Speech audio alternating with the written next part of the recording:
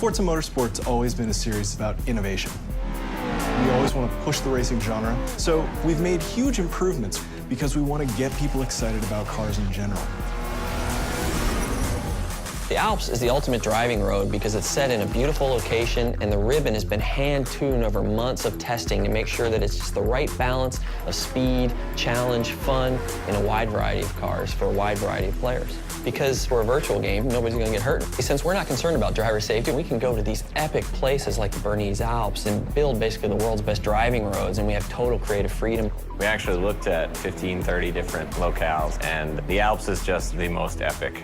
The landscape is so surreal, it's crazy. I mean, these mountains are very different from any mountains you see anywhere else. I mean, it's just all the jagged peaks.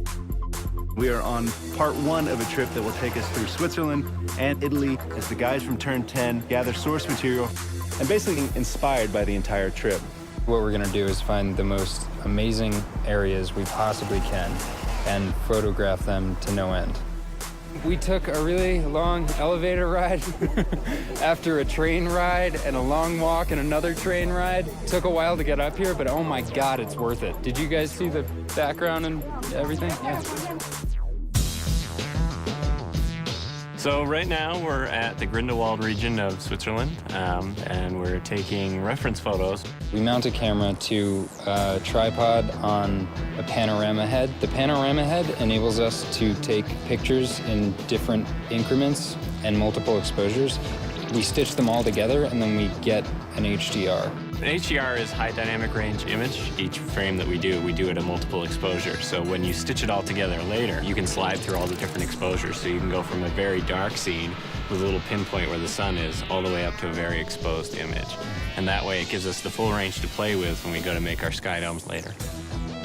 We have a pretty long production cycle, so probably about a year of full production once we get home. So we bring back all of our reference, we start modeling rough landscapes that existed there so they're fairly accurate, but we're not bound to recreate it perfectly as it exists because there isn't a track there. But we want it to be believable. It needs to fit with the other real racetracks in the game. So we create a whole backstory about how the Burmese Alps came to be. It started off as a ski resort, and roads were built for workers in the wintertime, and then this rich entrepreneur bought it and tried to build a racetrack there, but got shut down. So by creating this rich backstory, everything is there for a reason. It's believable. Fictional tracks are a chance for us to really showcase some of the graphical tech that we have in our game. We've redone our lighting engine, and this track in particular, with its very bright snow and blooming, really shows off what our graphics engine can do. The television can only represent basically one order of magnitude of brightness, from 0 to 255, black to white, whereas the human eye in the real world can see, I think, 7 orders of magnitude of brightness, and in the real world there exists far beyond that. The sun is infinitely brighter than a white piece of paper, but on a television screen they look the same.